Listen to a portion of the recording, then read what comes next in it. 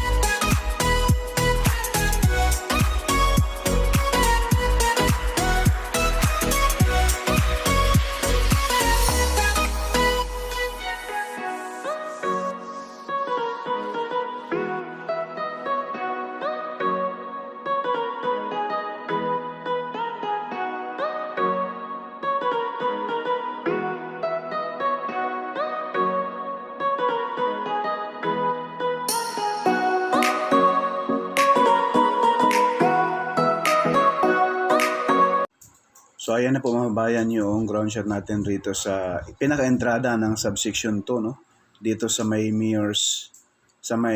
Governor's Drive mga kabayan. So ayan na po yung drainage sa gilid, napakalawak, ang lalim mga kabayan. So ang ganda ng pagkagawa rito.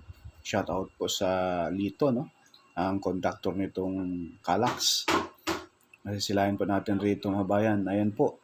Kapag galing ka ng Governor's Drive, papasok ka ng papuntang Imos, papuntang Open Canal. So yan, may backhoe dyan. Yan na po yung nakaabang. So hindi pa siya na simento. So ang pinaka main line pa ng Calax, ang mahaba-haba na rin ang may simento. Nasa 85 or 86% na po, no? Simentado. Hindi lang po dito sa area na ito mga bayan ang simentado na. Pati rin po doon sa Mears Drive.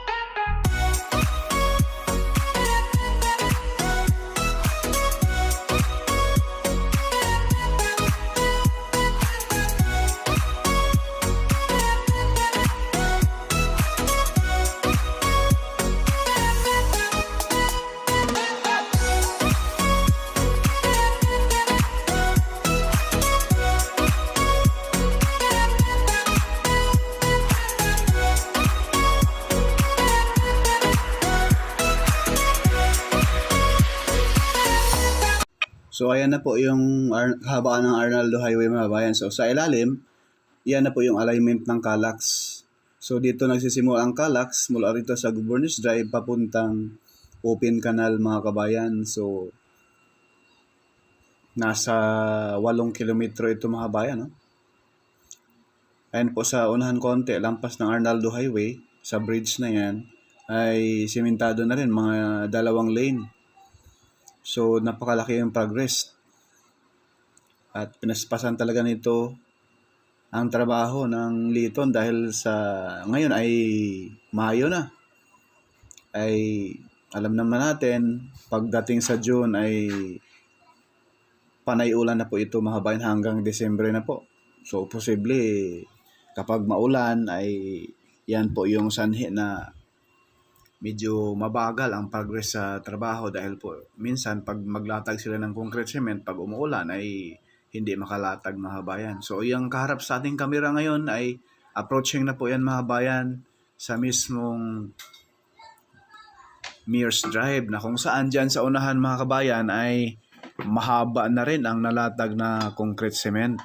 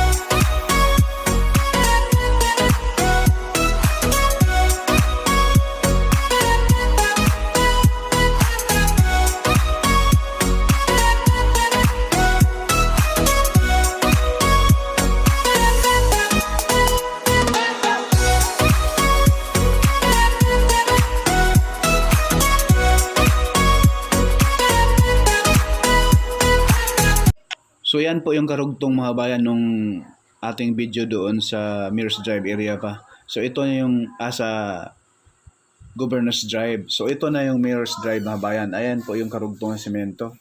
Ayan po yung bridge, yung ilalim, yan na po yung Mears Drive.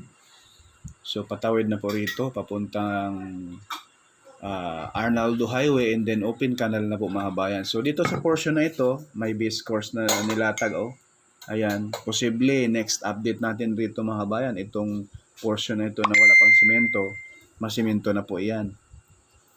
So sana ay hindi maula ng panahon na ngayong Mayo, no, para mabilis yung progress dito. Sana ay umulan gabi at araw ay mainit. So napakaswerte yung area dito mga bayan dahil may expressway. So ito na po mga bayan, narito na po tayo sa mismong open canal. Ito na po yung open canal interchange. Ayan po. So may latag na po yung pinaka-circle mga kabayan. So dito po, kung ikaw ay galing ng Governor's Drive, galing ng Laguna, dito ka. So suong sa ilalim, ayan yung may itong circle na ito, yung may tunnel, dyan kayo mag-i-exit.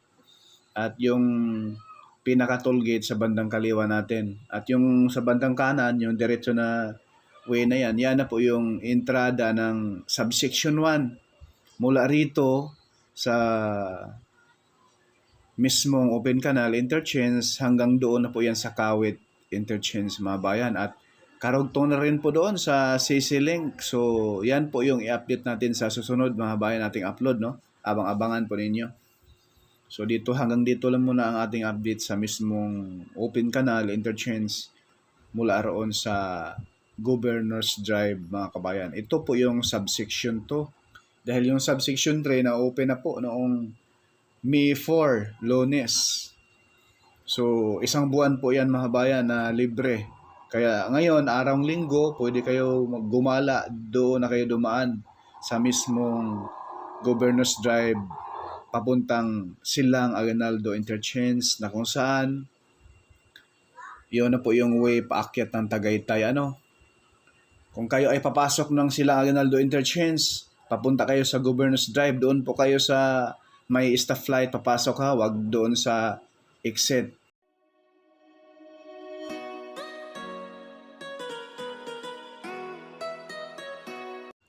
So ayan na po mga bayan yung tunnel na yan.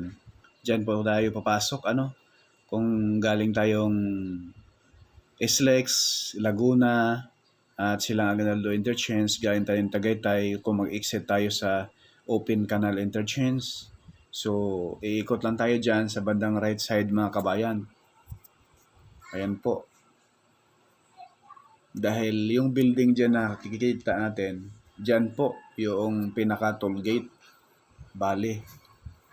Ayan po mga bayan, lapitan natin para makita ninyo, no? Zoom natin konti. So, yung pinaka-circle pala mga bayan, may latag na concrete cement. So, mabilis po yung progress sa ngayon. Ayan po, sa unahan mga bayan. Ayan po yung bridge dyan sa ilog. Ay tapos na rin. Ready na rin yan. So, kagandahan rito sa open canal mga bayan, sa bandang pagka-exit mo dyan, sa unahan, riverbank na po yan. Andyan na po yung napakalaking mall na tinatayo dyan sa General Trias, Cavite. Mga wala pang 1 kilometro yan mga bayan sa interchange dito. At ayan na po yung toll gate. Kita nyo yan? Yan na po yung toll gate mga bayan. Yan.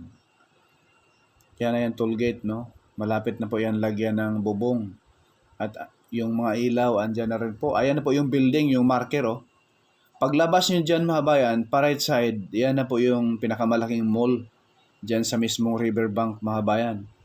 At kung pakaliwa naman kayo, dito, pagkalabas dyan sa Open Canal Road, yan po yung Open Canal Road mga bayan, yung may mga sasakyan na dumaan. Pakaliwa kayo, sa unahan, andyan na po yung LTO ng Emos. At diretso, yan na po yung Aguinaldo Highway. Gates po. So, may idea na kayo mga bayan once na ito'y mabuksan. Dahil malapit na rin po ito mga bayan, no?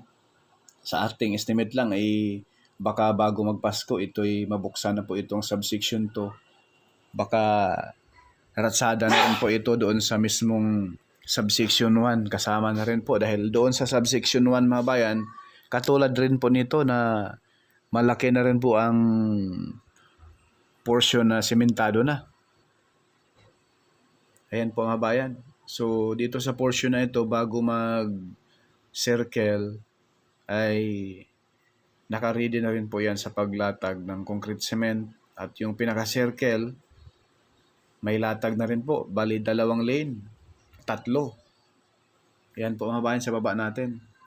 Bago ang lahat, baka naman, huwag nyo namang ipagkait ang pag-like, pag-share, follow, at subscribe po. At pakihit na rin po yung notification bell, yung all upang ma-notify kayo mga bayan pag may bagong videos tayong may upload. Maraming salamat.